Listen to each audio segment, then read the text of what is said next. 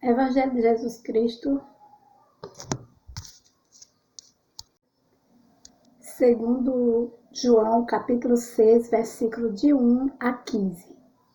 Depois disso, Jesus foi para o outro lado do mar da Galileia, ou seja, de Tiberíades. Uma grande multidão seguia, vendo os sinais que ele fazia a favor dos doentes. Jesus subiu a montanha e sentou-se lá com os seus discípulos. Estava próxima a Páscoa, a festa dos judeus. Levantando os olhos e vendo uma grande multidão que vinha a ele, Jesus disse a Filipe: Onde vamos comprar pão para que estes possam comer? Disse isso para testar Filipe, pois ele sabia muito bem o que ia fazer. Filipe respondeu: Nem 200 denários de pão bastariam para dar um pouquinho a cada um. Um dos discípulos, André, irmão de Simão Pedro, disse: Está aqui um menino com 5 pães de cevadas e 2 peixes. Mas que é isso para tanta gente? Jesus disse: Fazei as pessoas sentar-se.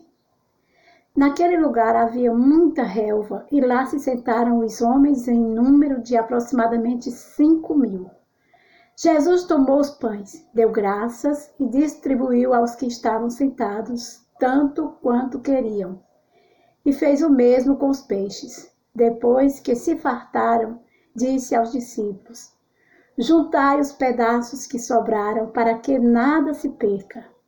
Eles juntaram e encheram 12 cestos com os pedaços que sobraram dos 5 pães de cevada que comeram.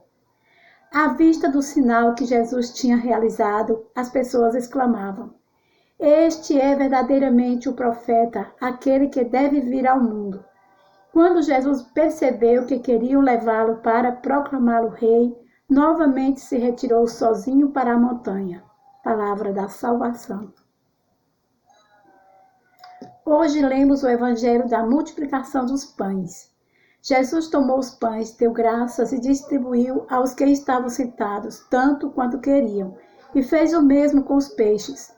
Preocupação dos apóstolos diante de tanta gente faminta nos faz pensar hoje em uma multidão atual, não faminta, mas ainda pior, afastada de Deus, como uma anorexia espiritual, que impede de participar da Páscoa e conhecer a Jesus.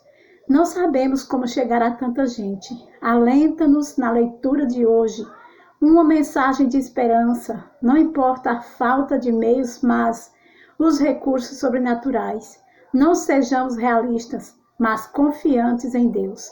Assim, quando Jesus pergunta a Filipe onde podia comprar pão para todos, na realidade disse isso para testar Filipe, pois ele sabia muito bem o que ia fazer.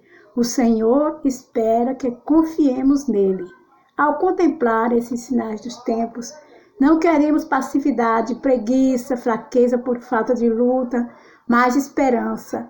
O Senhor, para fazer o milagre, quer a dedicação do apóstolo e a generosidade do jovem que entrega alguns pães e peixes. Jesus aumenta nossa fé, obediência e audácia, embora não vejamos logo o fruto do trabalho, da mesma forma como o camponês não vê brotar a planta logo depois da semeadura.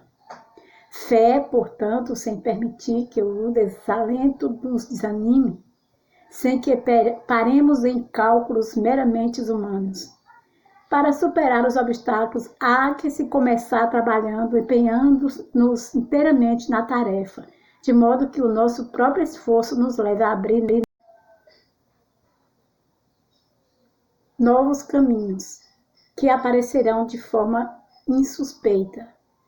Não esperemos o momento ideal para fazer a nossa parte, devemos fazê-la o quanto antes, pois Jesus nos espera para fazer o milagre.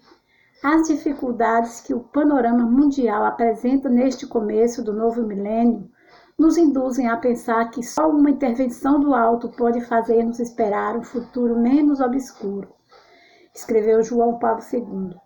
Acompanhemos, pois, esse panorama como Maria, que foi uma grande intercessora por nós.